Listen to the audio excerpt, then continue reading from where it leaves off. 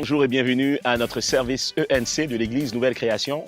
On souhaite vraiment que vous passez de beaux moments avec nous, surtout dans cette période estivale qui commence. On est en train d'apprécier le soleil de l'extérieur et aussi, bonne nouvelle, le déconfinement a commencé. Et donc, je passe la parole à Pasteur Mailly. Super contente que le déconfinement a commencé. Je suis sûre que beaucoup pensent comme moi. On est très contents. On va pouvoir tranquillement se réunir bientôt. Et j'espère que pendant ce confinement, vous avez pris le temps d'appliquer les conseils qu'on vous a donnés il y a 2 semaines de cela, de sortir, marcher. Il y avait plusieurs choses, mais on espère que vous prenez soin de vous à la maison et on va se voir bientôt. Tout à fait. Et un petit conseil.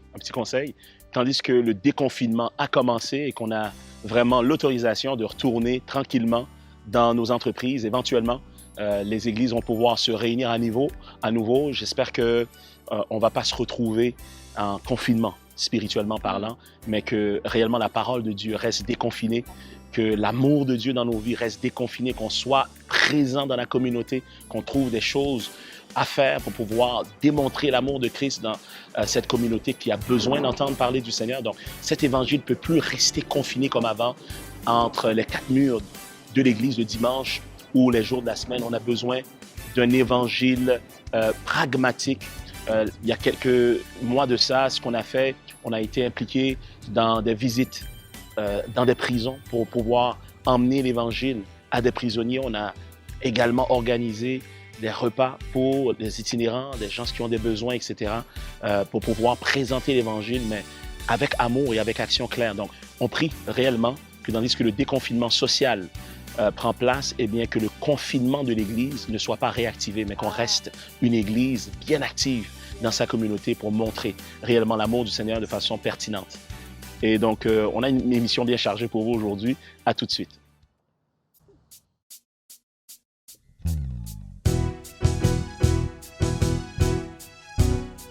Quel privilège nous avons encore aujourd'hui de venir élever le nom de l'Éternel, le nom qui est au-dessus de tout nom. Est-ce qu'on peut mettre nos mains ensemble dans ce lieu et commencer réellement à louer le nom de Jésus?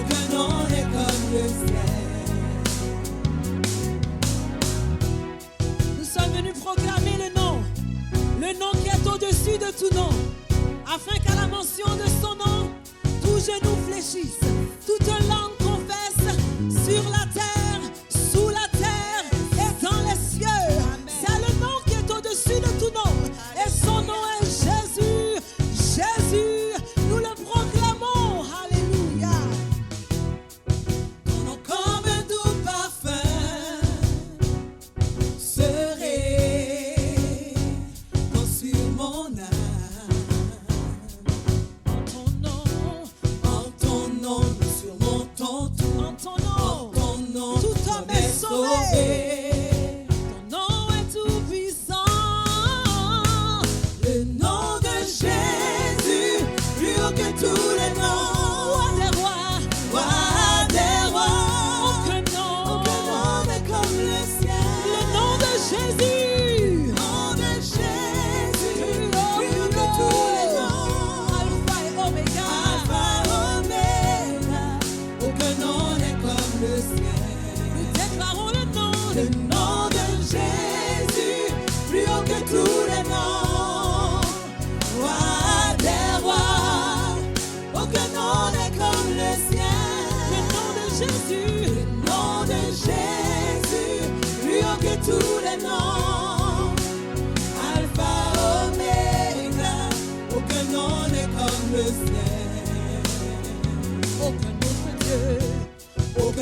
Dieu n'a vaincu la mort, que Jésus-Christ est ressuscité.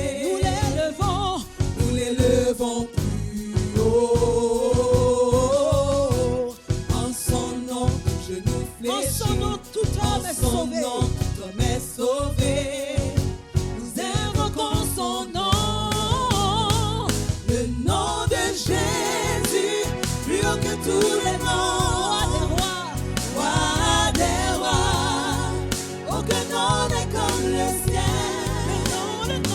Le nom de Jésus, plus haut que tous les noms. Alpha, Oméga, aucun nom n'est comme le sien. Déclarons Jésus, Jésus, nous l'appelons, Jésus, nous proclamons. Jésus, Oh, oh, oh, Jésus, Yahweh, Yahweh, Yahweh, Yahweh, Yahweh, Yahweh, Yahweh, oh, Yahweh, Yeshua, Yahshua, nous t'appelons, Yahshua, nous t'invoquons.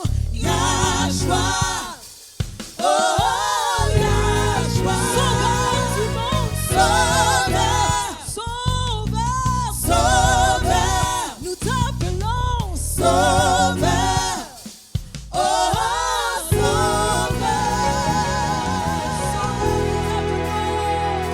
Nous t'invoquons dans ce lieu, Yahweh. Nous te proclamons roi, papa. Oh Sauveur, ton nom est Jésus.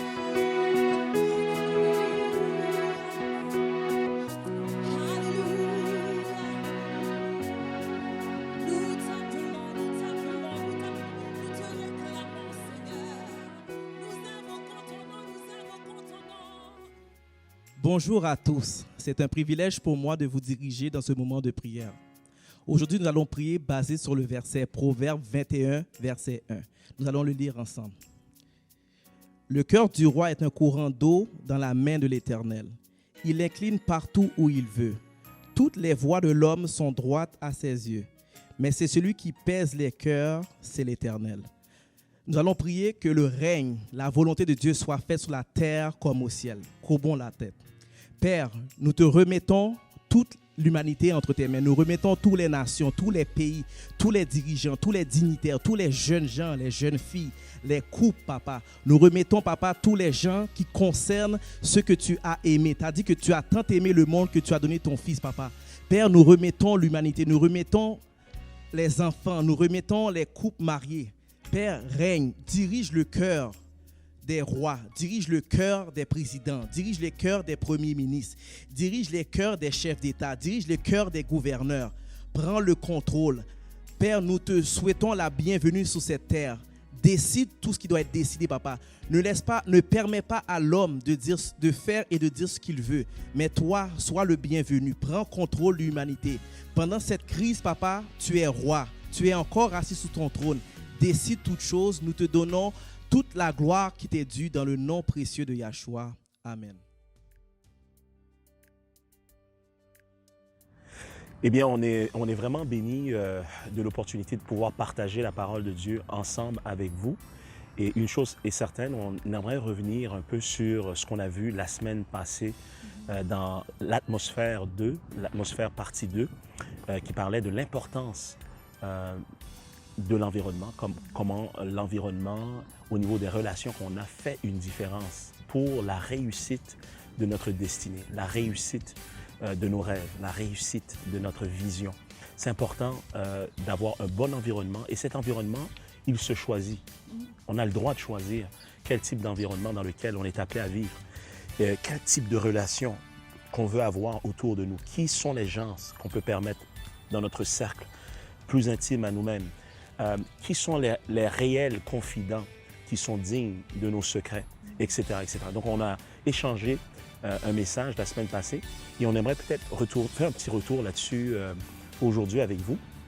Toi, pour toi, qu'est-ce que tu entends lorsqu'on parle d'environnement, puis de relations, puis l'importance de l'environnement dans la croissance et l'atteinte des objectifs dans la vie d'une personne?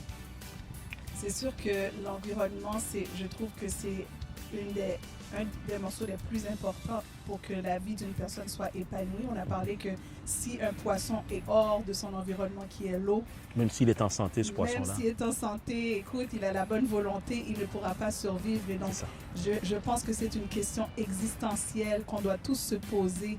Et même Jésus a dû faire cet exercice lorsque sa mère, qui était sa mère de façon Biologique. de sang biologique, Uh-huh.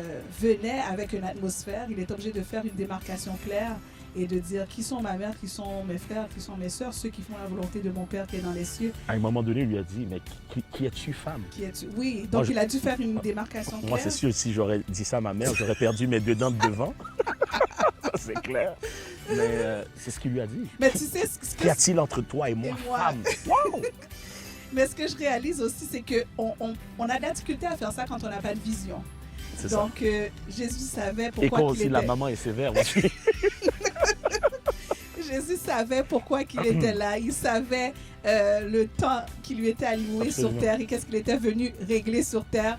Et pour lui, lorsque l'environnement ne contribuait pas à ça, eh bien, il mettait C'est une ça, démarcation c'est ça. claire. Mais quelquefois, on a de la misère à se départir, par exemple, de gens qui nous abusent, de gens, peut-être on est dans une relation amoureuse Toxique. ou bien toxique, et on a de la misère parce que le problème, c'est qu'on n'a pas de vision ou on n'a pas C'est la de vérité. confiance assez en nous C'est pour ça.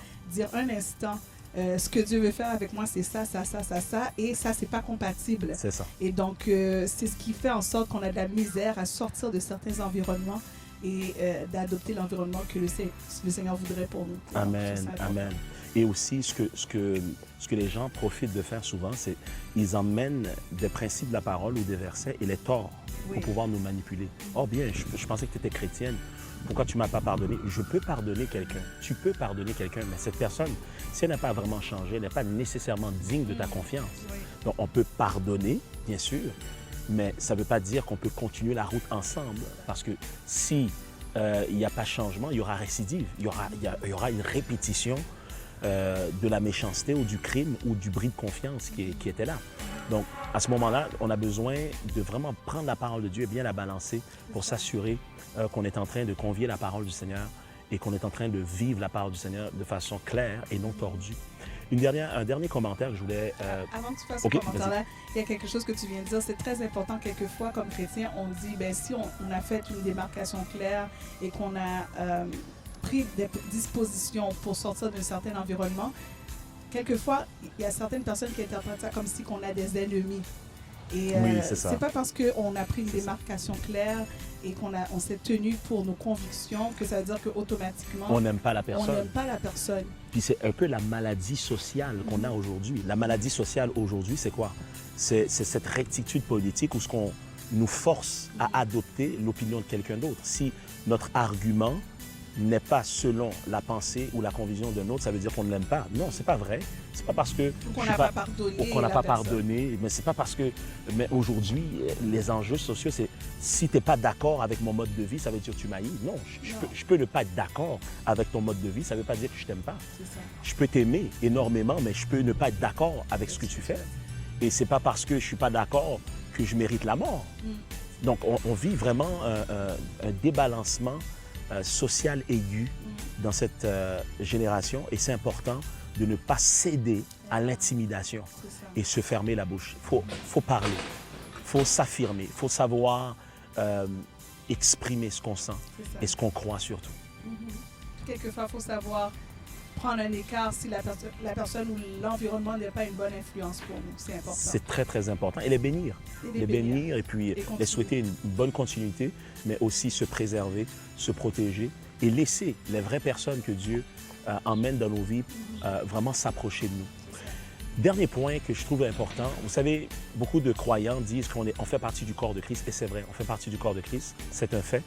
Mais dans ce corps, chaque membre a sa place. C'est-à-dire le genou a une place bien précise dans le corps, la main, la même chose, l'épaule, il en va de soi.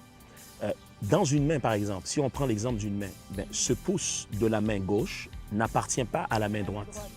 Ce pouce n'appartient même pas au pied de la gauche ni droit. Ce pouce appartient à une localisation très, très spécifique parce que cet emplacement où se trouve le pouce lui permet de découvrir son potentiel en interaction avec les autres membres qui lui appartiennent. Voilà pourquoi la Bible déclare, il dit, nous sommes membres du corps de Christ, nous sommes membres de Christ, nous sommes membres du Seigneur, mais nous sommes aussi membres les uns les autres, qui veut dire, il y a des membres qui t'appartiennent. Et il y a des membres à qui toi tu appartiens et que tu as besoin d'être en interaction avec eux pour que ton potentiel réel puisse émerger et vraiment s'épanouir à bon escient. Donc, on encourage vraiment chacun qui écoute aujourd'hui, qu'importe le niveau, ce que tu as rendu dans ta marche avec le Seigneur. Peut-être tu es même déjà dans le ministère, peut-être tu es déjà lancé dans ta carrière, qu'importe où ce que tu es rendu. Il est important de prendre le temps d'évaluer tes relations dans cette saison et de faire une sélection judicieuse parce que Dieu ne veut que les gens qui t'ont à cœur pour la prochaine saison et que les parasites te quittent au nom de Jésus, au nom d'Yahshua. Que Dieu te bénisse, qu'il te fortifie, qu'il t'encourage, qu'il te façonne à sa gloire et que tu sois le reflet de tout ce qu'il a de bon pour cette humanité. Que Dieu te bénisse abondamment aujourd'hui et on vous dit en même temps à la semaine prochaine pour un autre service virtuel ENC. Que Dieu vous comble. L'Église Nouvelle Création poursuit ses activités plus que jamais. Vous pouvez accéder à nos services sur notre page Facebook les mercredis à 19h et les dimanches matins à 10h. Notre service d'adoration du dimanche est aussi disponible au www.shekinahcentral.com. Les temps de prière enflammés prennent place au téléphone au 438-896-1102 du lundi au vendredi à 6h30 ainsi qu'à 11h en matinée. Pendant le confinement, nous sommes aussi en ligne les samedis dès 9h45.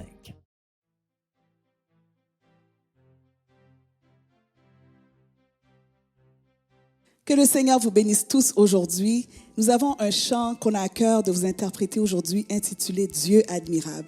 Et le Seigneur m'a mis à cœur juste avant qu'on puisse vous présenter ce chant, de partager avec vous une portion des Écritures dans Luc 18 à partir du verset 1er jusqu'au verset 8. Et je lis pour vous. Jésus leur adressa une parabole pour montrer qu'il faut toujours prier et ne point se relâcher. Il dit, il y avait dans une ville un juge qui ne craignait point Dieu et qui n'avait d'égard pour personne. Il y avait aussi dans cette ville une veuve qui venait lui dire, fais-moi justice de ma partie adverse. Pendant longtemps, il refusa. Mais ensuite, il dit en lui-même, quoique je ne craigne point Dieu et que je n'ai d'égard pour personne, néanmoins, parce que cette veuve m'importune, je lui ferai justice afin qu'elle ne vienne pas sans cesse me rompre la tête. Le Seigneur ajouta, entendez ce que dit le juge inique. Et Dieu ne fera-t-il pas justice à ses élus qui crient à lui jour et nuit, et tardera-t-il à leur égard? Je vous le dis, il leur fera promptement justice. Mais quand le Fils de l'homme viendra, trouvera-t-il la foi sur la terre? J'aimerais encourager quelqu'un aujourd'hui. Si tu as prié pendant longtemps, tu as cherché pendant longtemps, tu as demandé pendant longtemps, tu as même senti que tu importunes Dieu, que tu déranges Dieu avec ta requête. J'aimerais te dire que tu ne le déranges pas parce qu'il n'est pas un juge inique. Il est un Dieu d'amour qui est prêt à répondre, prêt à bénir. Et le verset 8 m'intéresse et m'interpelle particulièrement. Parce qu'il dit, mais quand le Fils de l'homme viendra, trouvera-t-il la foi sur la terre? J'aimerais encourager quelqu'un aujourd'hui à garder la foi. Parce que le Dieu qu'on sert est encore le Dieu qui change l'eau en vin. Et c'est ce que le chant est en train de nous déclarer. Il transforme l'eau en vin. Il guérit l'aveugle par sa main. Nul n'est comme lui. Et donc le Dieu que nous servons n'est pas une fable, il n'est pas un Dieu lointain, ni une histoire qu'on raconte. Mais il est bel et bien réel en 2020. Et c'est ce que nous voulons que vous reteniez dans le prochain chant. Dieu admirable. Que le Seigneur vous bénisse. Battons des mains tout le monde, peuple de Dieu, là où vous êtes à la maison.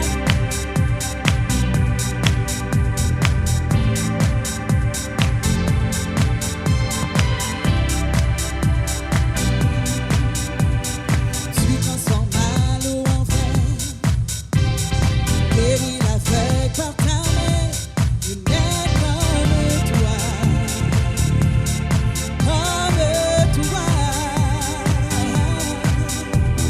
Dans nos ténèbres tu brilles,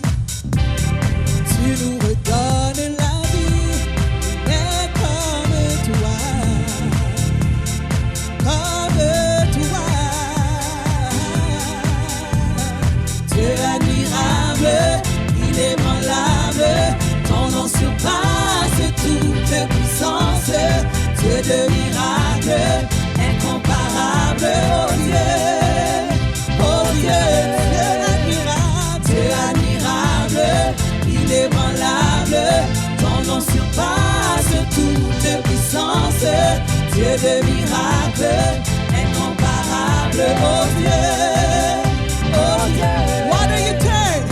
Water you turn into wine. Open the eyes of the blind. There's no one like you. Oh, none like you. And into the darkness you shine. Into the darkness you shine. Out of the ashes we rise. Yes, we do. There's no one like you. None like you. Our God is greater. Our God is stronger. God, you are higher than any other. Our God is healer. Awesome in power, our God. Let's declare it one more time. Our God is greater. Is stronger. Our God is healer. Awesome in power, our God. Encore une fois, Dieu admirable, il est ébranlable. Ton nom surpasse toute puissance. Dieu de miracles, incomparable, oh Dieu. Il est le Dieu admirable, il est ébranlable. Ton nom surpasse toute puissance. Dieu de miracles, incomparable, oh Dieu. Alléluia. Et si notre Dieu est pour nous, qui pourra nous arrêter? Et si Dieu est avec nous, qui sera contre nous? Déclare avec nous. Si notre Dieu est pour nous, qui pourra nous arrêter? Et si Dieu est avec nous, qui sera encore une fois contre nous? Si notre Dieu est pour nous, qui pourra nous arrêter? Et si Dieu est avec nous, qui sera contre nous? Si notre Dieu est pour nous, oh, qui pourra nous arrêter? Et si Dieu est avec nous, qui sera contre nous? Qui sera contre nous? Qui sera contre nous? Hey! Qui sera contre toi ce soir? Qui sera contre toi ce matin? Oh, oh, qui sera contre nous? Est-ce que tu le crois? Là où tu es, déclare. Oh, encore une fois, si notre Dieu est pour nous, qui pourra nous arrêter? Et si Dieu est avec nous, qui sera contre nous? Si notre Dieu est pour nous, qui pourra nous arrêter? Et si Dieu est avec nous, qui sera encore une fois? Si notre Dieu est pour nous, qui pourra nous arrêter? Et si Dieu est avec nous, qui sera contre nous? Si notre Dieu est pour nous, qui pourra nous arrêter? Et si Dieu est avec nous, qui sera contre nous? Oh, qui sera contre nous? Qui sera contre nous? Qui sera contre nous? Oh, oh, oh.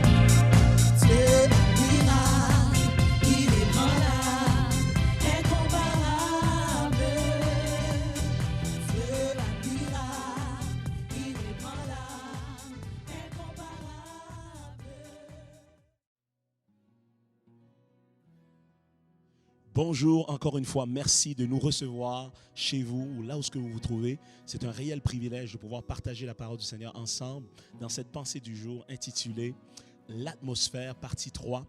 Gouverné par la dimension intérieure. Dites gouverné par la dimension intérieure. Une troisième fois, gouverné par la dimension intérieure. On est en train de parler de l'atmosphère depuis plusieurs semaines déjà, 2 semaines déjà passées, et cette semaine étant dans la partie 3, nous voulons continuer dans cette même veine. Tournez ensemble avec moi dans 1 Corinthiens 15, verset 45 au verset 50. Dites ensemble à haute voix avec moi, 1 Corinthiens chapitre 15, 45 au verset 50. Nous allons lire quelques versets intéressants aujourd'hui pour la pensée du jour. Ça va comme suit. C'est pourquoi il est écrit, le premier homme, Adam, devint une âme vivante et le dernier Adam est devenu un esprit vivifiant. Je vais le lire 2 fois parce que c'est un texte très important pour notre pensée du jour aujourd'hui. Il dit, c'est pourquoi il est écrit, le premier Adam devint une âme vivante. Dites une âme vivante. Et le dernier Adam est devenu un esprit vivifiant. Dites un esprit vivifiant. Et ensuite, ça poursuit, ça dit, mais ce qui est spirituel n'est pas le premier, c'est ce qui est animal. Ce qui est spirituel vient ensuite. Le premier homme tiré de la terre est terrestre. Le second homme est du ciel. Tel est le terrestre, tels sont aussi les terrestres. Et tel est le céleste, tels sont aussi les célestes. Verset 49 est important aussi. Il dit, et de même que nous avons porté l'image du terrestre, nous porterons aussi l'image du céleste. Encore une fois, et de même que nous avons porté l'image du terrestre, nous porterons aussi l'image du céleste. Ce que je dis, frère, c'est que la chair et le sang ne peuvent hériter du royaume de Dieu, ou ne peuvent hériter le royaume de Dieu, et que la corruption n'hérite pas l'incorruptibilité. Je vais relire encore. Ce que je dis, frère, c'est que la chair et le sang ne peuvent hériter le royaume de Dieu et que la corruption n'hérite pas l'incorruptibilité. Premier point du jour, ensemble, c'est le suivant. Christ est le dernier Adam. Christ est quoi? Il est le dernier Adam. Retournons encore sur le verset 45 pour notre premier point de cette pensée du jour. La Bible déclare, il dit, c'est pourquoi il est écrit, le premier Adam devint une âme vivante, le dernier Adam est devenu un esprit vivifiant. Comme vous le savez, l'homme est tripartite. Il est fait de 3 parties. Le corps, l'âme et l'esprit. Qui veut dire 2 tiers de qui tu es est immatériel.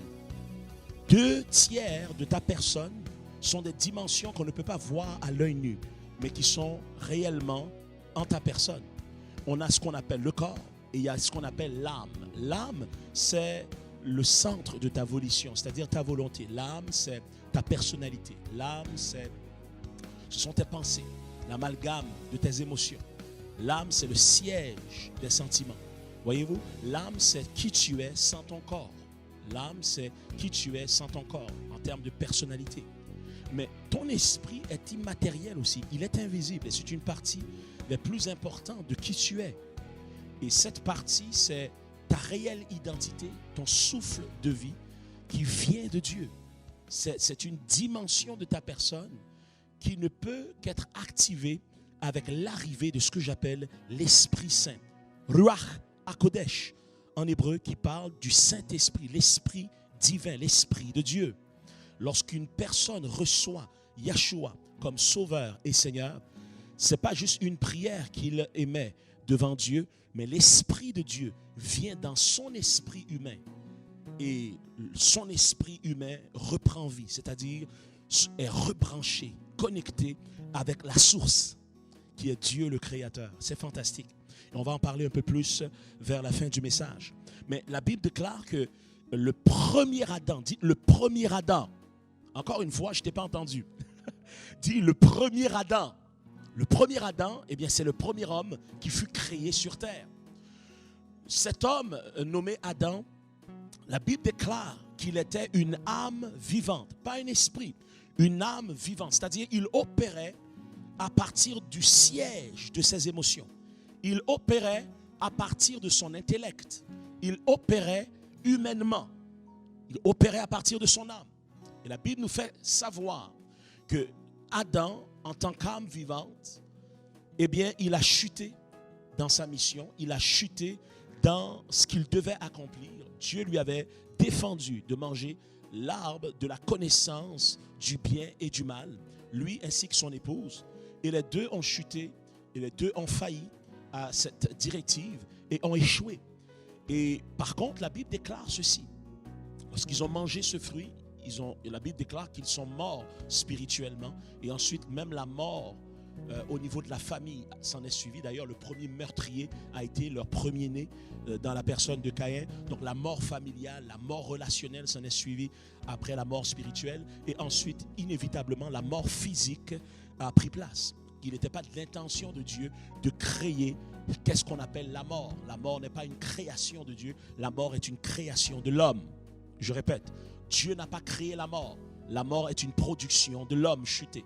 L'homme qui a désobéi, l'homme qui a chuté, qui a été séparé de sa source qui est Dieu lui-même, source de toute vie. Et donc la Bible déclare que cette âme vivante, eh bien, dépendait de son environnement, en d'autres termes, pour survivre. Il devait manger pour survivre. Et c'est par son ventre, curieusement, qu'il a chuté.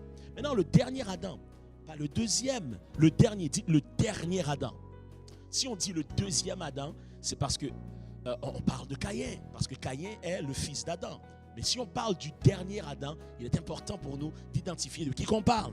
Le dernier Adam ici parle de Jésus-Christ. Et on va voir pourquoi on parle du dernier. Le dernier, pourquoi que Christ est identifié en tant que dernier Adam. Il est identifié en tant que dernier Adam parce que Christ, Jésus, est le dernier de la race adamique. Jésus, Yeshua, est le dernier. Il est celui qui emmène une conclusion à la première race qui a chuté. La première race qui a commencé avec Adam.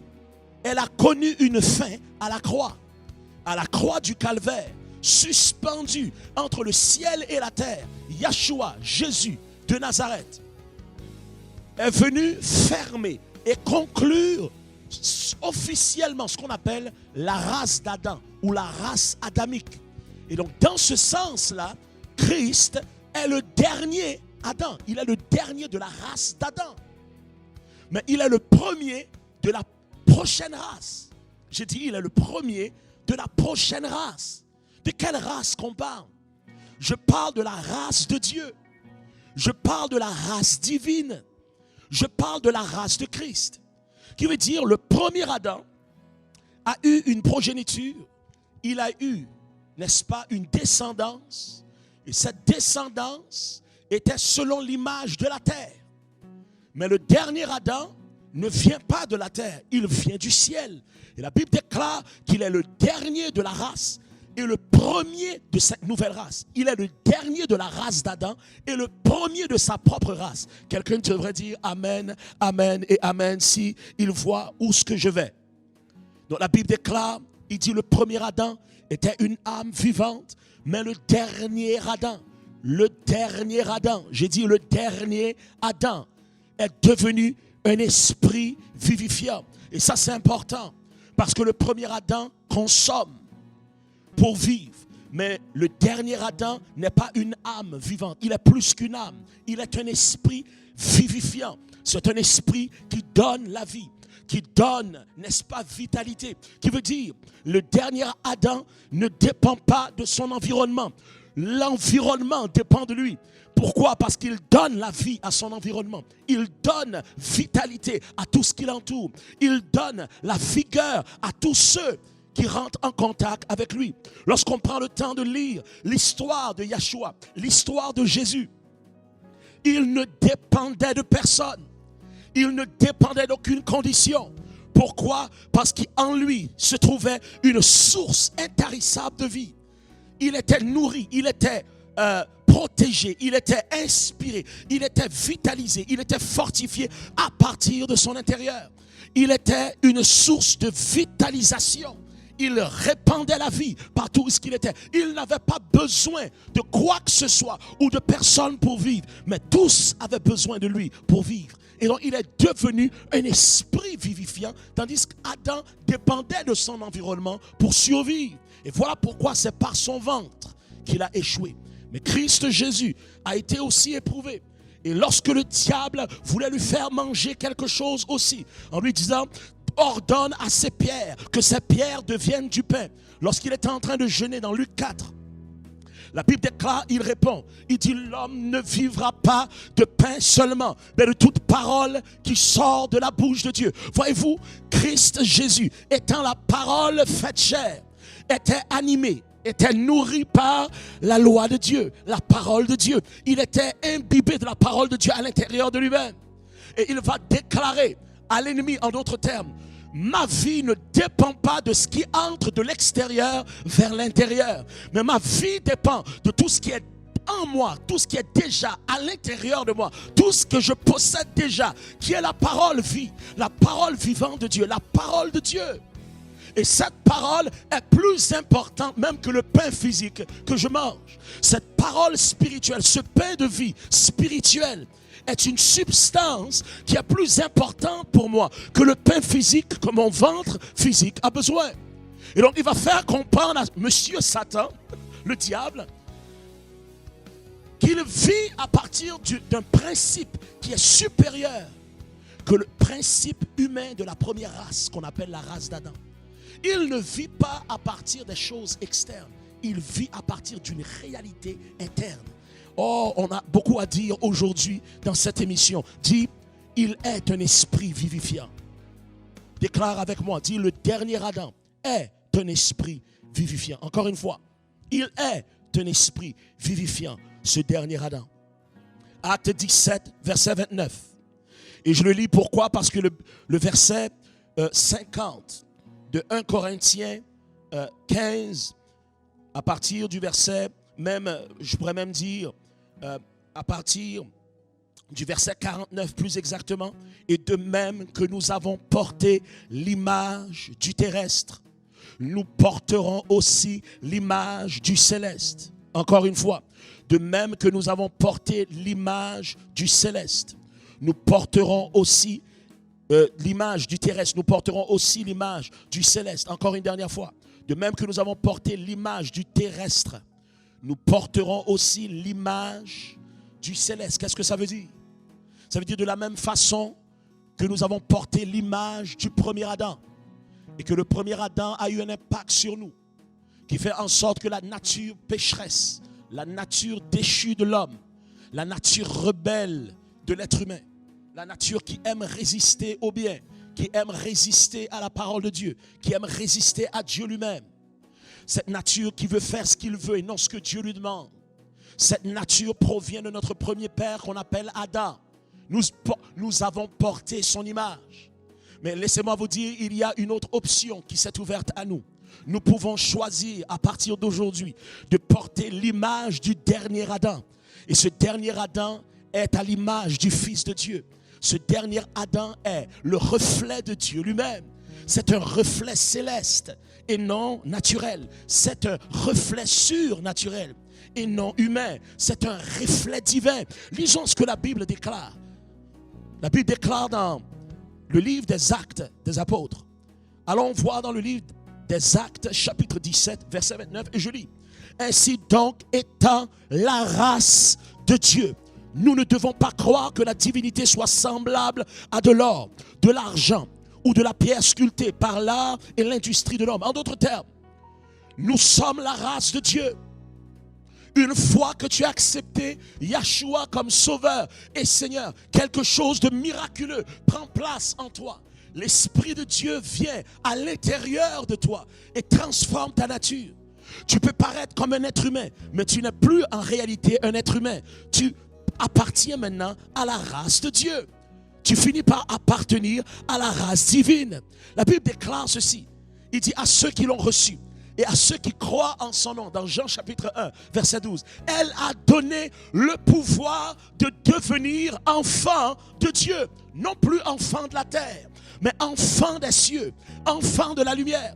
Oh, si tu as fait cette prière et tu as fait cette décision pour marcher avec Yahshua et faire de lui ton leader par excellence, tu ne fais plus partie de la première race, tu fais partie de la dernière race, tu fais partie de la prochaine race, la race christique, la race de Dieu, la race de Jésus, le Jésus de gloire que nous servons. Oh, alléluia. J'aimerais déclarer aujourd'hui à quelqu'un, si quelqu'un est en Christ, il est une nouvelle créature. Les choses anciennes sont passées et voici, toutes choses sont devenues nouvelles. En d'autres termes, lorsque tu acceptes Christ comme Sauveur et Seigneur, pas seulement comme Sauveur pour le pardon de tes péchés, mais comme leader, comme Seigneur de ta vie. C'est-à-dire tu cherches à obéir à sa parole. Tu cherches à te laisser diriger par son esprit. Eh bien, quelque chose prend place. Tu deviens une nouvelle créature. En d'autres termes, tu étais une créature humaine. Maintenant, tu deviens une créature divine, une créature céleste. Dis Amen, Amen et Amen. Si tu le crois ou tu veux le croire. La Bible déclare encore, et je lis, le temps me fait la guerre. Romains 8, 29, la Bible déclare, car ceux qu'il a connus d'avance, il les a aussi prédestinés à être semblables à l'image de son Fils, afin que son Fils fût le premier-né d'entre plusieurs frères. Le mot premier-né ici parle de prémisse, parle de prototype, parle de modèle par excellence. Jésus n'est pas venu nous impressionner. Jésus est venu nous inspirer afin que nous puissions comprendre comment est-ce que nous sommes appelés à vivre. Nous sommes appelés à vivre comme lui. Nous sommes appelés à aimer comme lui. Nous sommes appelés à pardonner comme lui. Nous sommes appelés à prier comme lui. Appelés à guérir comme lui. Appelés à chasser les démons, chasser les ténèbres et libérer les captifs et ceux qui sont oppressés comme lui. Nous sommes appelés à ressusciter les morts comme lui. Nous sommes appelés à affecter les nations comme lui. Nous sommes appelés à changer l'atmosphère comme lui. Est-ce qu'il y a quelqu'un qui peut crier Alléluia là où il est, dans son salon ou dans sa voiture ou dehors? Dis Amen, Amen si tu le crois. La Bible déclare ceci, je lis. Si quelqu'un est en Christ, il est une nouvelle créature. Les choses anciennes sont passées. La Bible déclare encore dans Romains 8, 29, il nous a prédestinés à une seule chose, à être semblables à l'image de son Fils. Ta vie est appelée à ressembler à la vie du Seigneur. Ta vie est appelée à refléter la nature de Yahshua. Ton corps, ton âme et surtout ton esprit est appelé à opérer dans la même dimension que Christ a opéré. J'aimerais lire le titre ou le sous-titre du deuxième point. Deuxième point. Porter l'image du céleste. Comment porter l'image du céleste? Nous avons connu l'image du terrestre qui est commun à tout être humain et tout mortel. Mais il y a une image qui est supérieure à celle du premier Adam. C'est celle du dernier Adam qui est Jésus. Et cette image n'est pas simplement une image qu'on constate. Elle doit devenir notre identité. Dis Amen, Amen et Amen si tu es là. La Bible déclare dans 1 Corinthiens 15, 49, et de même que nous avons porté l'image du terrestre, nous porterons aussi l'image du céleste. L'image du céleste. La Bible déclare dans 1 Jean 4, verset 17, tel il est, en parlant de Dieu, tel nous sommes aussi dans ce monde. Je répète, la Bible déclare tel qu'il est dans le ciel, tel nous sommes aussi dans ce monde. Qui veut dire dans le ciel, Dieu règne. Sur la terre, nous régnons également. Dans le ciel, Dieu domine dans sa gloire. Sur terre étant le reflet et l'image de Christ, nous sommes appelés à régner, dominer et relâcher la gloire de Dieu et l'autorité de son règne dans tous les domaines de nos vies. Tel il est, tel nous sommes aussi. Dans le ciel, Dieu démontre son amour pour toute l'humanité. Sur la terre, nous sommes appelés à faire de même. Dis Amen 3 fois si tu es d'accord avec moi pendant l'écoute de cette pensée du jour. La Bible déclare dans Jean 14, 12, en vérité, je vous le dis. C'est un de mes versets préférés. Et j'ai déclaré à Dieu, j'ai fait cette prière dans mon cœur. Seigneur, s'il y a un verset qui doit s'accomplir dans ma vie avant même que j'expire. Et j'allais dire, et ça c'est si j'expire. Parce qu'il y a tellement de vie en Christ. La Bible déclare une promesse. Qu'il y a une génération qui va vaincre la mort. Il y a une génération qui ne connaîtra pas la mort, la Bible déclare. Le temps nous manque pour entrer en profondeur dans ces choses. Mais je déclare dans le nom de Yahweh qu'avant ma mort, si telle est la volonté de Dieu, que ce verset s'accomplisse dans ma vie. Et j'aimerais vous inviter à faire la même prière également. La prière de ce verset que nous allons lire à l'instant. Jean chapitre 14, verset 12. Dites Jean chapitre 14, verset 12. Encore une fois, je t'ai presque entendu, mais je ne t'ai pas entendu. Plus fort. Jean 14, verset 12. La Bible déclare ceci, nous lisons. En vérité, je vous le dis. Ça, c'est Jésus qui parle. Celui qui croit en moi fera aussi les œuvres que je fais. Et il en fera de plus grandes. Il en fera de plus grandes. Il en fera de plus grandes. La Bible déclare, non seulement sommes-nous appelés à accomplir la première phase. Je répète, non seulement nous sommes interpellés, mandatés par le ciel pour accomplir la première phase. Quelle est la première phase? Porter l'image du céleste, porter l'image de Jésus-Christ, refléter sa capacité, reproduire toutes ses œuvres. Mais la Bible va même au-delà de ça et dit, à travers les paroles de Christ, il dit, non seulement celui qui croit en moi fera les œuvres que j'ai faites, mais il en fera de plus grands. De plus grands. Déclare avec moi là où tu es, de plus grandes œuvres que Christ dans ma vie, je suis appelé à manifester. Et c'est Christ qui te le dit. J'ai dit, c'est Jésus, Yahshua, qui te le déclare. Tu as été créé pour reproduire toute la nature de Jésus. Créé pour reproduire la capacité de Jésus. Créé pour reproduire son esprit. Manifester ses œuvres. Guérir les malades. Essuyer les yeux de ceux qui pleurent. Fortifier les mains de ceux qui sont faibles. Tu es appelé à guérir même ceux qui sont physiquement malades. Délivrer les captifs. Libérer les morts de leur cachot, mentalement parlant, spirituellement parlant, émotionnellement parlant, et même commander à des Lazars de sortir du tombeau afin qu'ils sortent physiquement et littéralement entre les griffes de la mort. Tu es appelé à marcher contre la gravité, marcher contre la réalité, marcher contre les lois de la nature et démontrer que l'éternel Dieu est encore bel et bien vivant en 2020. Mais la Bible déclare non seulement tu es appelé à faire tout ce qu'il a fait, tu es mandaté et destiné à excéder les œuvres que Jésus-Christ a manifestées sur terre. Et c'est ce qu'il attend de toi et de moi aujourd'hui. Oh, j'aimerais te dire, il y a une atmosphère qui existe. Et cette atmosphère ne se trouve pas à l'extérieur de nous. C'est une atmosphère spirituelle qui est créée à l'intérieur de nous.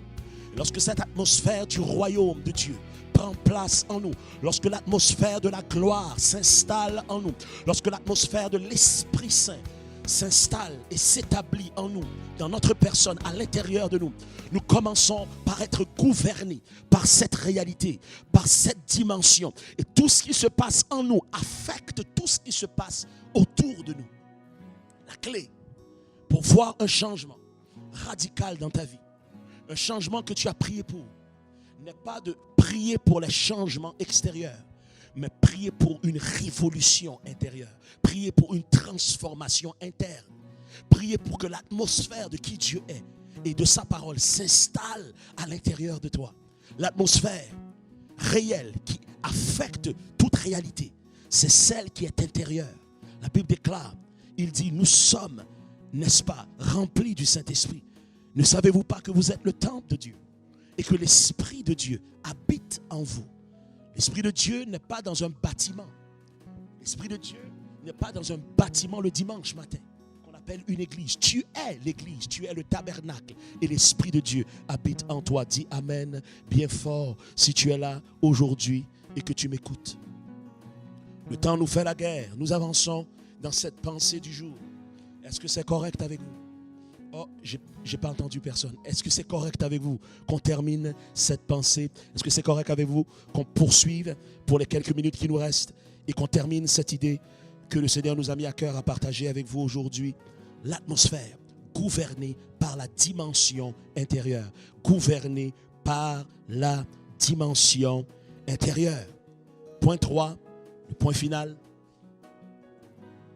Dépendre de l'environnement intérieur. Dites dépendre de l'environnement intérieur. Encore une fois, dites dépendre de l'environnement intérieur. La semaine passée, on a parlé de l'environnement extérieur créé par nos relations. L'atmosphère extérieure qui est cet environnement de divers types de relations. On a vu ensemble pour pouvoir réussir notre destinée. Un des points importants, c'est de gérer l'atmosphère externe autour de nous.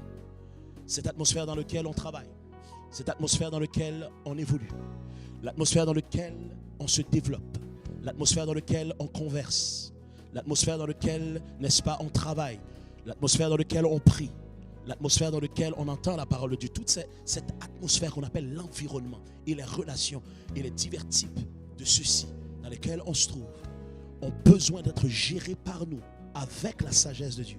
Une sélection s'impose afin de choisir les bonnes gens qui doivent faire route avec nous et dire bye-bye aux gens qui sont infects, les gens qui sont toxiques, qui n'ont plus leur place dans cette saison de nos vies. Mais aujourd'hui, on parle d'une autre atmosphère qui est importante, celle qui est intérieure. Et c'est la plus importante, c'est celle du Saint-Esprit. Dites avec moi, celle de l'Esprit Saint. Celle de Dieu lui-même en nous. Nous devons apprendre à dépendre de cette réalité. C'est une chose de croire que Dieu est dans le ciel ou Dieu est dans la dimension du royaume des cieux, qui est une dimension omniprésente. Ce n'est pas seulement là-haut. Parce que si toi tu pointes là-haut, tu dis Dieu est dans le ciel, et qu'en Chine, il y a un autre frère en Christ qui pointe là-haut, vous pointez dans deux directions différentes.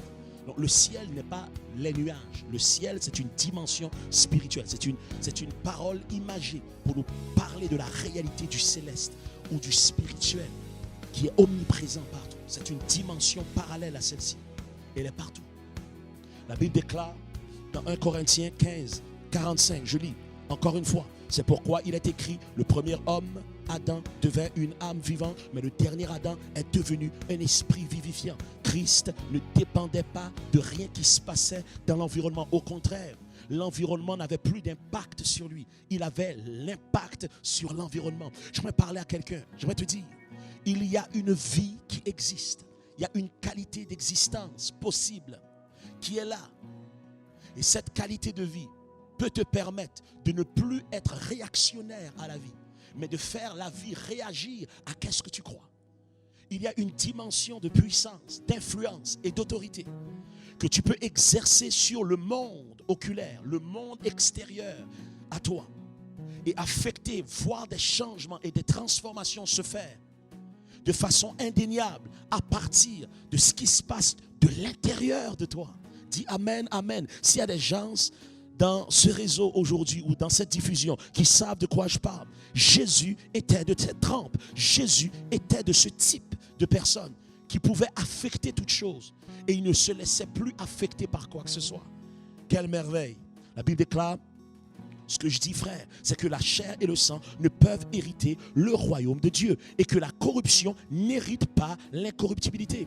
Il y a beaucoup de chrétiens qui pensent ici qu'on parle, n'est-ce pas, d'aller au ciel, que ça parle d'hériter le ciel. Mais j'aimerais vous avancer que ça ne parle pas simplement de cela. Ça parle d'être capable d'hériter le royaume de Dieu, c'est-à-dire de recevoir l'héritage que Dieu a pour toi afin que tu puisses vivre l'héritage de ce royaume de Dieu de ce côté-ci de la mort. Qui veut dire avant de mourir, toutes les bénédictions qui portent ton nom, Dieu veut que tu les vives ici même, de ce côté-ci de la mort. Dieu ne veut pas que tu meurs pour vivre ton héritage. Il veut que tu vives ton héritage avant de mourir. Et la Bible déclare que la condition pour la vie, ce n'est pas avec la chair. La chair, c'est l'intellect humain. La chair, ce sont les émotions humaines. La chair, ce sont tes opinions. Ton opinion sur Dieu, ton opinion sur l'Église, ton opinion sur la Bible. Mais j'aimerais te dire que ces choses qui proviennent de la chair, qui proviennent du moi, de l'ego, qui proviennent de nous-mêmes, n'ont aucun impact, n'ont aucune validité pour activer l'héritage du royaume des cieux, du royaume de Dieu dans nos vies. Parce que la chair et le sang ne peuvent pas hériter de ces choses. On a besoin de porter l'image du spirituel pour pouvoir accéder et activer les bénédictions spirituelles dans nos vies qui affectent même cette réalité physique. Dis Amen, Amen si tu es là avec moi. La Bible déclare dans Matthieu 4, versets 3 et 4, le tentateur s'étant approché de lui dit, si tu es le Fils de Dieu, ordonne que ces pierres deviennent du pain.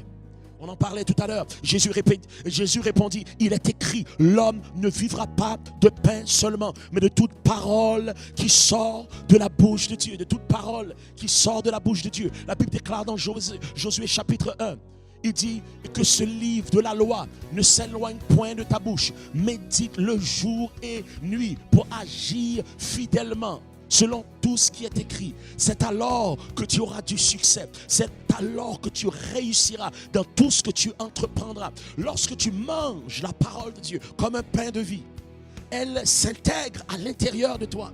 Et cette parole maintenant fait en sorte de réarranger tes émotions, rectifier ta mentalité, restructurer ta perception, afin de voir les situations selon la perspective de Dieu et non selon la perspective d'un être humain. Et en ce moment-là, lorsque tu pries, lorsque tu demandes à Dieu d'agir, ou lorsque tu déclares des choses, la terre réagit au son de ta voix. C'est alors que tu auras du succès, lorsque tu te laisses gouverner par la dimension intérieure. Dis Amen, Amen et Amen. Si tu es là au nom de Yahshua, la Bible déclare, Jésus va répondre à ce tentateur. Je ne dépends pas de ce que je peux consommer de l'extérieur. Ce que j'ai besoin, qui est à l'extérieur de moi, ne me gouverne pas dans mes décisions. J'ai faim, c'est vrai. J'ai jeûné pendant 40 jours. Jésus a jeûné pendant 40 jours. Il avait faim, c'était à la fin de son jeûne. Il avait le droit de manger, mais il a refusé de le faire. Il avait la capacité de le faire, mais il a refusé de le faire. J'aimerais savoir aujourd'hui combien de personnes qui ont des talents, des capacités, mais qui refusent de faire des choses pour se prouver et simplement par ego personnel ou par besoin personnel, mais qui attendent la voix de Dieu pour agir et faire ce qu'ils doivent faire avec les capacités qu'ils ont déjà. Dieu recherche une génération qui ne fait pas parce qu'il a des talents pour faire, mais qui marche selon la voie de Dieu. C'est cette génération qui laissera une marque indélébile sur cette génération et toutes les générations qui vont suivre. Dis Amen, Amen et Amen. Pourquoi? Dieu recherche une génération qui se laisse gouverner à l'interne et non à l'externe, qui se laisse gouverner par la foi et non par qu'est-ce qu'il voit.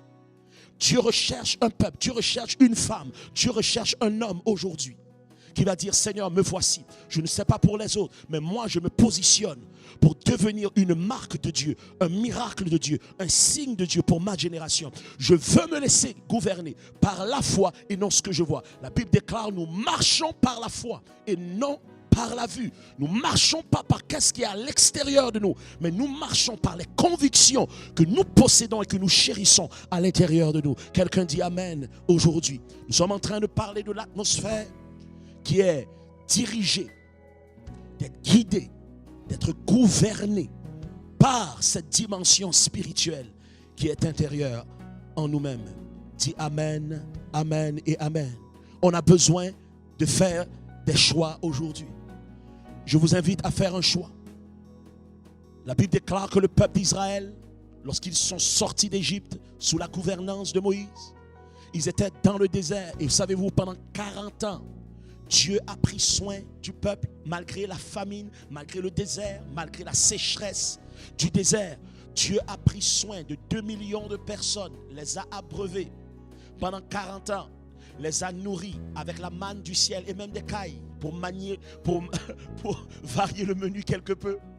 Le Seigneur les a nourris. Pourquoi? Parce que le peuple de Dieu ne dépend pas des conditions externes pour pouvoir survivre. Le peuple de Dieu ne dépend pas de ce qui se passe dans le monde pour pouvoir vivre et avancer. Le peuple de Dieu n'est pas affecté en réalité par les cataclysmes de ce bas monde si réellement il met sa foi en Dieu, parce qu'il est gouverné par une dimension supérieure qui est spirituelle à l'intérieur de lui.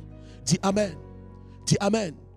Je me souviens encore de l'histoire même du prophète Élie qui pendant une famine était nourri par un corbeau de façon journalière, où ce que le corbeau lui amenait de la nourriture. Dieu l'a placé dans un lieu où il a trouvé de l'eau, ce qui était rare dans ce temps. Pourquoi? Parce qu'il était lui aussi gouverné par une dimension intérieure. La situation externe ne pouvait pas l'affecter. C'est lui-même qui pouvait survivre malgré son environnement par la dimension intérieure. Dis Amen, Amen et Amen. Je me souviens encore de Joseph qui a été averti en interprétant le songe du roi de ce qui allait venir dans le monde. Cette grande famine qui allait durer 7 ans, mais qui allait être précédée de 7 ans d'abondance. Dieu va lui donner une stratégie. Et pendant 7 ans, il prépare toute une structure et une infrastructure. Et ramasse des vivres de façon à être en mesure de devenir la source principale et la référence pour nourrir l'humanité à son époque. Pourquoi? Parce que Joseph était gouverné par une loi supérieure à la loi naturelle. C'est la loi de l'esprit, la loi spirituelle, la loi divine, la loi céleste, la loi surhumaine. Et par cette intelligence rare et qui vient d'un autre monde, une sagesse divine, il a accédé à une dimension de Dieu. Et cette dimension a fait en sorte que lorsqu'il y avait famine à l'extérieur, il y avait prospérité en Égypte sous sa gouvernance. Pourquoi? Parce qu'il a choisi d'être gouverné par la dimension intérieure. Dis Amen, Amen et Amen. On est en train de parler de l'atmosphère. L'atmosphère intérieure. Et tu as une contribution à y emmener. Ce n'est pas Dieu qui fait tout le travail. Il a besoin de ta collaboration pour créer cet environnement intérieur qu'on appelle l'environnement de la foi. La Bible déclare ceci, 1 Jean 5, 4. Parce que tout ce qui est né de Dieu triomphe du monde. Et la victoire qui triomphe du monde, c'est notre foi. C'est notre foi. C'est notre foi. Qui veut dire, la Bible déclare, il dit tout ce qui est né de Dieu triomphe du monde. Et la victoire qui triomphe de toute réalité dans le monde, de toute opposition dans le monde, de tout problème dans le monde, de toute attaque dans le monde. La victoire qui triomphe et qui surplombe toute réalité dans ce monde, c'est notre foi. La foi que nous possédons à l'intérieur peut affecter tout le monde extérieur. Dis Alléluia si tu le crois dans le nom de Yeshua. Dis Alléluia également si tu veux le croire, même si tu as de la misère à le croire, mais tu aimerais le croire. Dis Amen si tu es d'accord. La Bible déclare qui est celui qui a triomphé du monde. Sinon celui qui croit que Yeshua est le Fils de Dieu. Ce n'est pas seulement croire en Dieu qui est important. Tu dois croire dans le vrai Dieu. Ce n'est pas juste croire à une énergie cosmique quelque part qui flotte, qui fait en sorte que tu crois et que les choses changent. Non, mon ami. Non. Ce n'est pas une question de dire, ben écoute, je fais appel à l'univers, que l'univers me réponde. Non, ce n'est pas si vague que ça. Il porte un nom. Dieu s'est manifesté et a visité cette planète, humainement et corporellement. Il portait le nom de Yeshua. Il est encore en vie. Il est encore vivant. Il est glorifié. Il a ressuscité. Il est ressuscité des morts. Il a vaincu la mort à plate couture. Et il règne encore aujourd'hui. Et j'en suis un exemple. Je suis une preuve. Un jour, je vais vous témoigner de tout ce que Dieu a fait dans ma vie pendant les 40 ans, 40 plus années, et vous faire comprendre que pour moi, il est impossible de douter de son existence. Parce que Dieu pour moi, dans la personne de Yeshua, Jésus, n'est pas une fable qu'on m'a expliquée, mais c'est une vie et une réalité que j'expérimente chaque jour. Chaque jour. Chaque jour. Oh, est-ce qu'il y a quelqu'un qui désire expérimenter le règne et la réalité de Dieu chaque jour? Dis, on parle de moi. Répète ensemble, dis, on est en train de parler de moi. Dis à ton voisin, et ce gars-là Il est en train de parler de moi là. Paul va dire ceci. Je puis tout par ceux qui me fortifient. Qui veut dire, Paul va réaliser que dans la vie, il est supérieur à toute opposition. Il est supérieur à toute impasse. Il est supérieur à tout ce qui peut le bloquer ou le combattre. Parce que ce qui vit en lui, celui qui vit en lui, c'est Christ lui-même. Le Dieu des dieux, le Seigneur des seigneurs, l'alpha et l'oméga, le commencement et la fin, le premier de toutes choses et le dernier de toutes choses. Il peut tout, va-t-il dire, par celui qui me fortifie. Et celui-là habite en lui. Et il peut habiter en toi aujourd'hui. Psaume nous dit ceci. Dans Psaume 84, 5 à 7, la Bible déclare, il dit, heureux ceux qui placent en toi leur appui, ils trouvent dans leur cœur des chemins tout tracés. Lorsqu'ils traversent la vallée de Baca, ils la transforment en lieu plein de sources. Et la pluie la couvre aussi de bénédictions. Leur force augmente pendant la marche. Leur force augmente pendant la marche. J'aimerais qu'on le lise encore une fois pour vraiment saisir ce que Dieu veut qu'on saisisse aujourd'hui. Quelquefois, on lit la Bible et on ne comprend pas pleinement ce qu'on est en train de lire. Mais je crois que l'Esprit de Dieu veut nous faire comprendre quelque chose d'important. Lisons-le encore ensemble. La Bible déclare, il dit, heureux ceux qui placent en toi leur appui. Ils trouvent dans leur cœur des chemins tout tracés. À l'intérieur de toi, il y a des chemins déjà tracés de ta destinée. Tu as déjà en toi toutes les réponses que tu as besoin. Si tu as accepté Christ comme sauveur, son esprit a toutes les réponses. Donc si son esprit est en toi, tu as déjà les réponses que tu cherches. Ne regarde pas à l'extérieur de toi, regarde à l'intérieur de toi par l'Esprit Saint. Et tu trouveras tous les chemins tracés des décisions que tu as à prendre pour chaque saison de ta vie. La Bible déclare, lorsqu'il traverse la vallée de Baca, la vallée des pleurs. Baca parle de pleurs, de lamentation, de souffrance. Lorsqu'il traverse la vallée des pleurs, leurs pleurs transforment et affectent la vallée, affectent l'environnement, affectent ce qui se passe. Et la Bible déclare, il la transforme en un lieu plein de sources, qui veut dire les larmes sont suscitées et créent même des sources de bénédiction et d'abondance. Lorsque tu as cette gouvernance intérieure, tu n'es plus affecté par les circonstances extérieures. Et même lorsque ces circonstances te font pleurer, tu es plus que vainqueur par celui qui t'a aimé. Ces larmes peuvent affecter ton environnement. Ces pleurs peuvent affecter ton environnement, ta réalité. Cette prière, n'est-ce pas, peut affecter tout ce que tu vis positivement. La Bible déclare, et la pluie la couvre aussi de bénédictions. Verset 6. Verset 7 nous dit, leur force augmente pendant la marche. Et ils se présentent devant Dieu à Sion. Ils se présentent devant Dieu à Sion. Nous sommes en train de célébrer le dimanche de la Pentecôte aujourd'hui. Et j'aimerais terminer en disant ceci. Il est possible aujourd'hui de vivre une invasion de cette nouvelle dimension qu'on appelle la présence de Dieu. La présence de Dieu.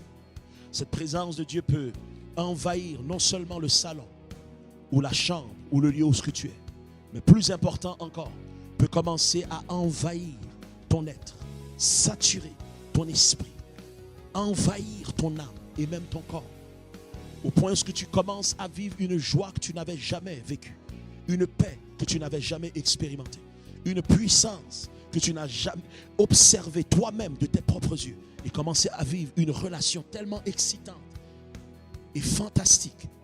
Toi-même, tu aurais de la misère à croire à tes propres témoignages. Oh, est-ce qu'il y a quelqu'un qui m'entend aujourd'hui? La Bible déclare, j'ai encore beaucoup de choses à vous dire. Mais vous ne pouvez pas les porter maintenant. Mais quand le consolateur sera venu, l'Esprit de vérité, il vous conduira dans toute la vérité. Car il ne parlera pas de lui-même, mais il dira tout ce qu'il aura entendu et vous annoncera les choses à venir. Et vous annoncera les choses à venir. Christ est en train de parler de la personne du Saint-Esprit.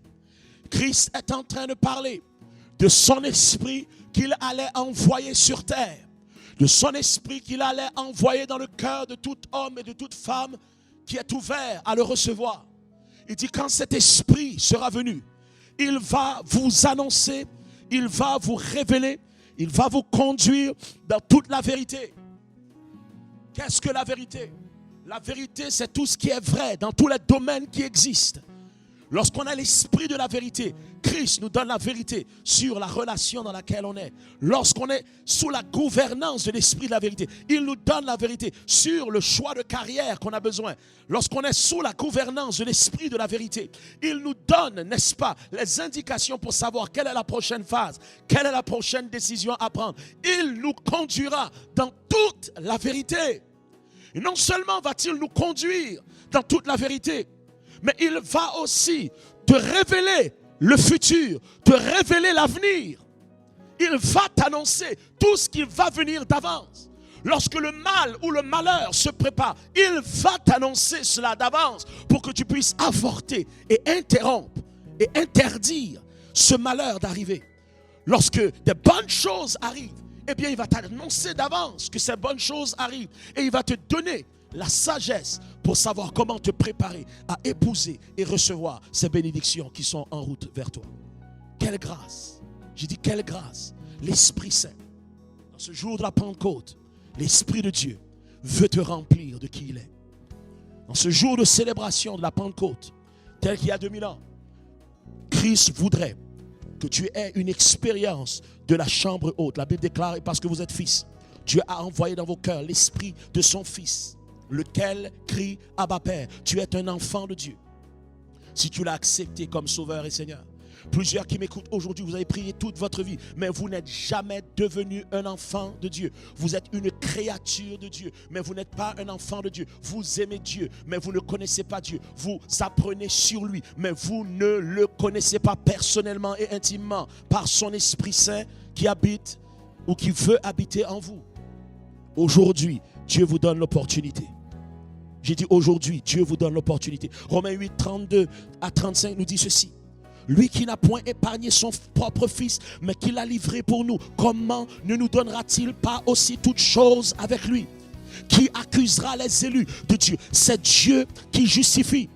Qui les condamnera? C'est Christ qui est mort. Christ est mort, bien plus. Il est ressuscité. Il est à la droite de Dieu et il intercède pour nous. Qui nous séparera de l'amour de Dieu, de l'amour de Christ? Sera-ce la tribulation ou l'angoisse? Ou la persécution, ou la faim, ou la nudité? La Bible déclare, lui qui n'a pas épargné son fils pour te sauver, te bénir, te racheter, comment aussi ne te donnera-t-il pas tout ce que tu as besoin dans ta vie? Il t'a déjà, Dieu le Père t'a déjà donné son meilleur, qui est son fils unique. Et donc il te démontre par ce geste, en envoyant Christ à la croix pour mourir pour tes péchés et les miens, ou le péché et mon péché et ton péché, qui est de ne pas croire en lui. Il est venu donner sa vie pour que nous puissions non seulement vivre, mais être dans l'abondance. Il veut nous donner tout ce qu'on a besoin et nous le donner en abondance. Dis amen, amen et amen. La Bible déclare, il dit, il va le faire. Il va nous le donner. La Bible déclare en plus, qui accusera les élus? Qu'importe ce que tu as fait, qu'importe ce que tu as commis. Si tu as accepté Yahshua, le diable, ni l'homme, ni une femme, ni personne n'a le droit de t'accuser et de te condamner. Il n'y a maintenant aucune condamnation pour ceux qui sont en Jésus-Christ, nous dit la Bible. Il n'y a absolument aucune condamnation. Lorsque Dieu pardonne, il pardonne parfaitement. Lorsque Dieu pardonne, il a la puissance de choisir d'oublier et il oublie les choses les plus graves que nous avons commises et qu'on a demandé pardon pour. Quelle grâce! J'ai dit quelle grâce! Quelle merveille! La Bible déclare encore dans Romains 8, et je lis rapidement, Romains 8, 37 à 39, il dit, mais dans toutes ces choses, nous sommes plus que vainqueurs par celui qui nous a aimés. Car j'ai l'assurance que ni la mort, ni la vie, ni les anges, ni les dominations, ni les choses présentes, ni les choses à venir, ni la puissance, ni la hauteur, ni la profondeur, ni aucune créature ne pourra nous séparer de l'amour de Dieu manifesté en Jésus-Christ. Lorsque tu es gouverné par la dimension intérieure, j'aimerais que quelqu'un m'entende aujourd'hui dans cette diffusion. Lorsque tu te laisses diriger, inspirer, pousser, catapulter, motiver par cette dimension intérieure qu'on appelle l'esprit de gloire, l'esprit de Dieu, même la mort n'a pas autorité sur toi. La Bible déclare que même les choses de la vie, même les tribulations de la vie n'ont aucun impact sur toi si tu le décides. Ni les anges, ni les dominations, ni les choses présentes, ni les choses à venir, ni la puissance, ni la hauteur, ni la profondeur. Rien, aucune créature ne peut étouffer qui tu es. Pourquoi? Parce que tu vis à partir d'une réalité qui transcende toute réalité extérieure. Dis Amen, Amen et Amen. 1 Corinthiens 3, 21, 30, jusqu'au verset 23. Il dit que personne donc ne mette sa gloire dans les hommes, car tout est à vous. Tout est à vous. Tout est à vous. Tout appartient. Je déclare à quelqu'un aujourd'hui, tout est à toi. Ta joie est à toi. Ta paix est à toi. Ta guérison est à toi. Ton miracle est à toi. Ta délivrance est à toi. Ta percée t'appartient. Ta gloire porte ton nom. La percée porte ton nom. L'élévation porte ton nom. La restauration porte ton nom. Tu as été signé dans le ciel comme étant l'enfant de Dieu si tu lui as donné la place dans ton cœur comme ton Père céleste. Dis Amen, Amen et Amen. Oh, j'ai entendu personne. La Bible déclare tout est à vous. Soit Paul, soit Apollos, soit Céphas, soit le monde, soit la vie, soit la mort, soit les choses présentes, soit les choses à venir. Tout est à vous. Tout est à vous. Répète-le. Tout est à moi si Christ est en moi. Déclare avec moi. Tout est à moi si Christ est en moi. Dis Amen, Amen et Amen. Oh, déclare le plus fort que ça. Dis Amen, Amen et Amen. Parle à ton âme. Déclare à ton âme, mon âme loue l'Éternel et tout ce qui est en moi loue son Saint-Nom. La Bible déclare et termine dans le verset 23. Il dit, et vous êtes à Christ et Christ est à Dieu. Dans cette conclusion du message, je déclare ceci. Psaume 84, 7 nous dit ceci. Leur force augmente pendant la marche et ils se présentent à Dieu, à Sion. Psaume 84, verset 4 nous dit ceci. Heureux ceux qui habitent ta maison, ils peuvent te célébrer encore. Ils peuvent te célébrer encore. Il y a plusieurs qui m'écoutent aujourd'hui. Ça fait longtemps que vous avez quitté la maison de Dieu. Oui, pourquoi? Parce que vos yeux ont été déçus de voir le comportement des hommes et des femmes à l'intérieur de l'église. J'aimerais vous rappeler qu'au lieu de jeter le bébé et l'eau sale, jetez l'eau sale, gardez le bébé. En d'autres termes, au lieu de jeter l'église tout entière, jetez ce que vous croyez qui n'était pas édifiant, mais ne jetez pas le concept d'une église réelle que Dieu a pour vous. Il y a une église, il y a un environnement qui a été créé pour vous. Il y a une assemblée qui existe pour vous quelque part. Qu'importe où ce que vous êtes, dans quelle ville que vous êtes ou dans quel pays que vous êtes. Peut-être tu as été déçu de plusieurs assemblées, mais j'aimerais te déclarer, pour être capable d'être heureux et être béni, tu ne peux pas vivre et survivre dans ce bas monde, dans ta foi en Christ, en étant détaché du corps de Christ, qu'on appelle le peuple de Dieu. Tu as besoin d'un environnement qui porte ton code génétique. Tu as besoin de ton environnement qui porte le même esprit que tu as, le même cœur que tu as. Ça existe. Ça existe. Tu as laissé tomber trop vite. Tu as laissé tomber, tu t'es découragé trop vite. Et maintenant, tu tournes en rond depuis plusieurs années et quelques-uns de plusieurs décennies. Mais il est le maître des temps et des circonstances. Et il peut te faire racheter tout le temps perdu pour que tu puisses accomplir les exploits pour lesquels il t'a créé. La Bible déclare, heureux ceux qui habitent ta maison. Ils peuvent te célébrer encore, malgré la vieillesse. Luc 11, 13. Dernier verset promis. Luc 11, 13. La Bible déclare ceci. Si donc, méchants comme vous l'êtes, vous savez donner de bonnes choses à vos enfants, à combien plus forte raison le Père Céleste donnera-t-il le Saint-Esprit à ceux qui lui demandent? Je répète, Si donc méchants comme vous l'êtes, vous savez donner de bonnes choses à vos enfants, à combien plus forte raison le Père Céleste donnera-t-il le Saint-Esprit à ceux qui lui demandent? Si dans la nature méchante de l'homme, imparfaite de l'être humain, lorsque son enfant lui demande quelque chose de nécessaire comme la nourriture, nous lui donnons la nourriture qu'il demande parce que nous savons et nous reconnaissons son besoin. La Bible déclare à plus forte raison, notre Père Céleste nous donnera-t-il le Saint-Esprit si nous lui demandons? J'aimerais vous dire quelque chose. Quelquefois on prie pour des besoins et on ne sait pas si c'est la volonté de Dieu que ces besoins soient rencontrés.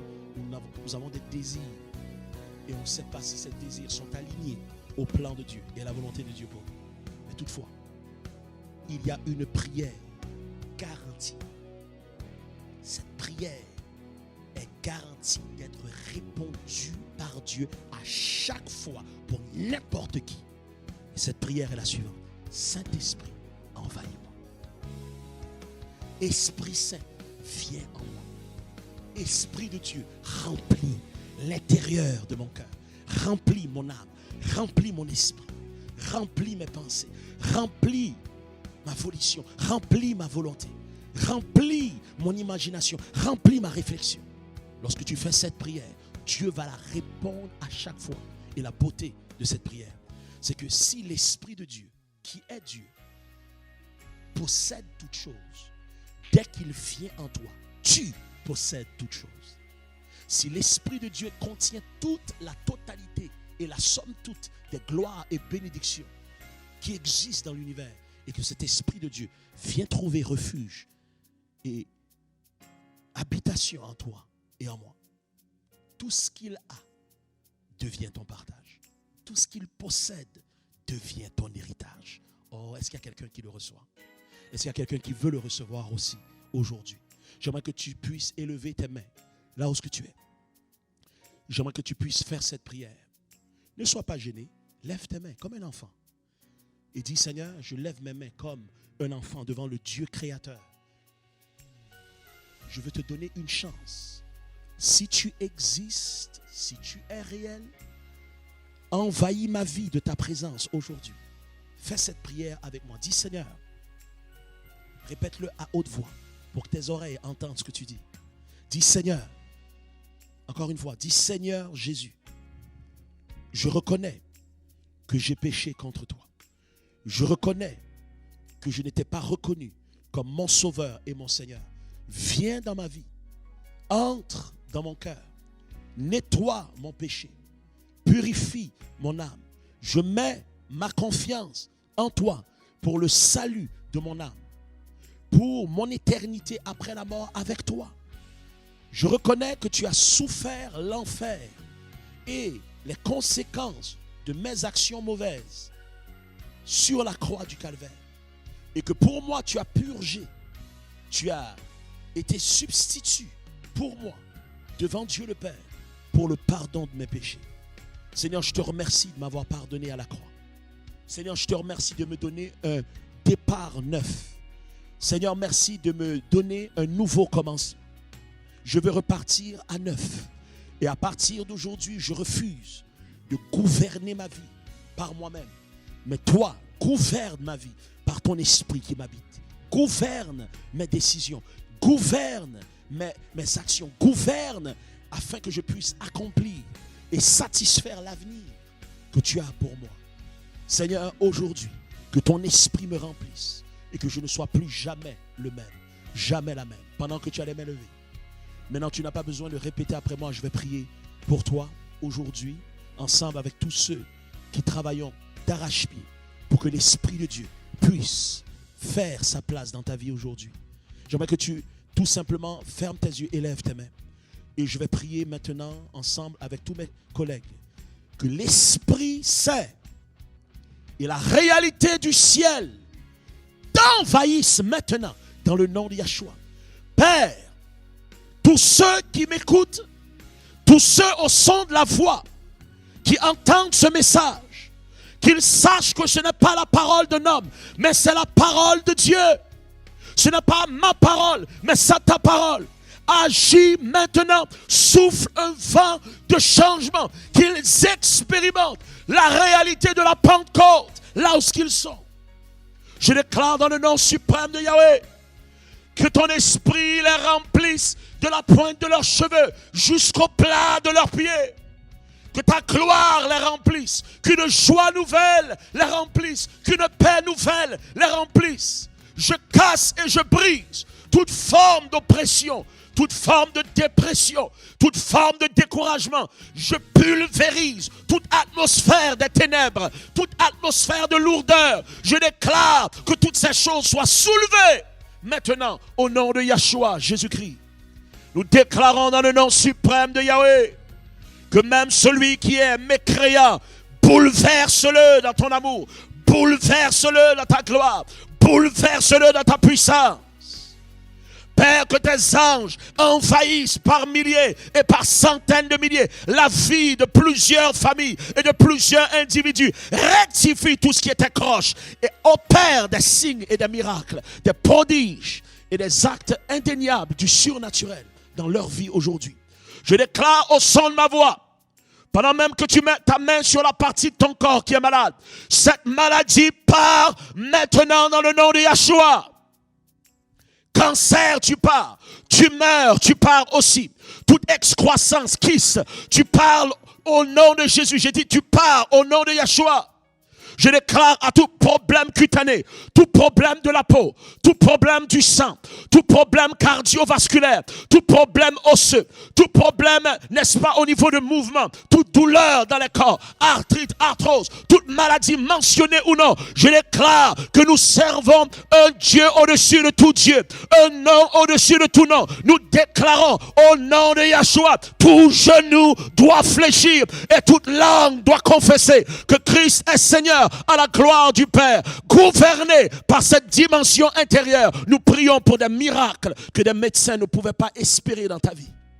Et nous déclarons dans le nom de Yahweh et nous vous mettons au défi de vérifier maintenant dans votre corps. Qu'est-ce qui se passe? La douleur est partie. La maladie a disparu. L'infirmité a disparu. Il y a des paralytiques qui guérissent maintenant. Des gens qui ne pouvaient pas bouger d'un côté de leur corps. Ton corps commence à bouger. L'énergie rentre. Maintenant dans le nom de Yahweh, ceux qui sont en chaise roulante, vous vous levez dans le nom de Yahshua. Je le commande, je l'ordonne maintenant dans le nom de Yahweh. Tous ceux pour lesquels les médecins avaient perdu espoir à cause de cette ACV, nous déclarons il y a nettoyage de tous les effets de l'ACV sur toi maintenant dans le nom de Yahshua. Oh, tu peux penser que je suis fou, mais je suis fou de lui, oui. Je suis passionné de lui parce que je l'ai vu agir tellement de fois. Et il est en train d'agir maintenant dans la vie de plusieurs milliers de personnes. Lorsque tu es dans le nom de Yahshua, c'est le dimanche de la Pentecôte. Expérimente une invasion du vent du ciel. Que le vent de changement prend place dans ta vie. Le vent de révolution spirituelle prend place dans ta vie et dans la mienne. Que ce jour soit le début marquant d'une nouvelle saison de joie et d'abondance dans ta vie. Et d'évolution, de prospérité et de changement notoire. D'abord intérieurement et ensuite extérieurement. Oh, je déclare dans le nom de Yahweh que tu puisses avoir une atmosphère neuve. Une atmosphère interne qui est cette dimension du royaume de Dieu qui devient la gouvernance intérieure de ta vie et de ma vie. Tu ne pourras jamais être déçu. Je n'ai jamais rencontré quelqu'un, je n'ai jamais vu quelqu'un qui a été déçu de Yahshua. Jamais. Je n'ai jamais rencontré quelqu'un qui a été déçu d'avoir pleinement mis sa confiance en Yahshua. Et être déçu. Yahshua, c'est son vrai nom. On l'appelle Jésus, mais son vrai nom, c'est Yahshua. Yahshua. Hamashiach. Le mot Jésus n'existait même pas dans le temps de Jésus. Son vrai nom, c'est Yahshua. Yah qui parle de Dieu. Shua qui parle d'être égal à Dieu ou être ce Dieu qui sauve.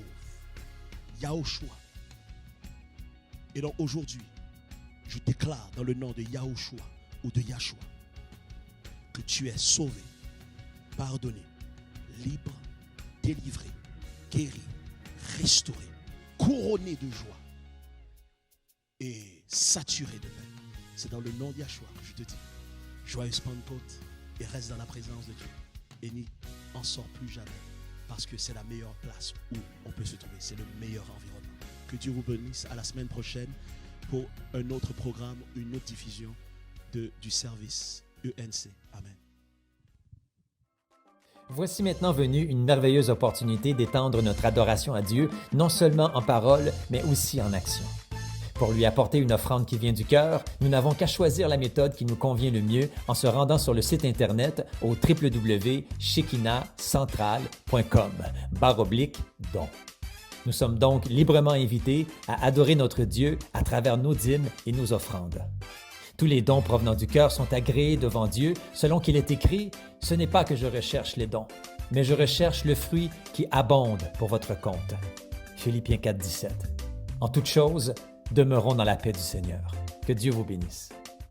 Nous espérons que vous avez été bénis par cette série spéciale intitulée Atmosphère numéro 3, gouvernée par la dimension intérieure. On prie que le Seigneur vous a touché là où ce que vous êtes. N'oubliez pas de témoigner. On est heureux, toujours heureux de lire les témoignages du peuple de Dieu. Et on continue. Si vous avez des requêtes aussi, on a une équipe d'intercession. Donc, n'hésitez pas à nous envoyer vos requêtes pour qu'on puisse prier et croire ensemble avec vous que le Seigneur intervienne dans vos vies. Que le Seigneur vous bénisse. Restez bénis et n'oubliez pas, soyez gouvernés par la dimension intérieure qu'est le royaume de Dieu et la présence de l'Esprit Saint.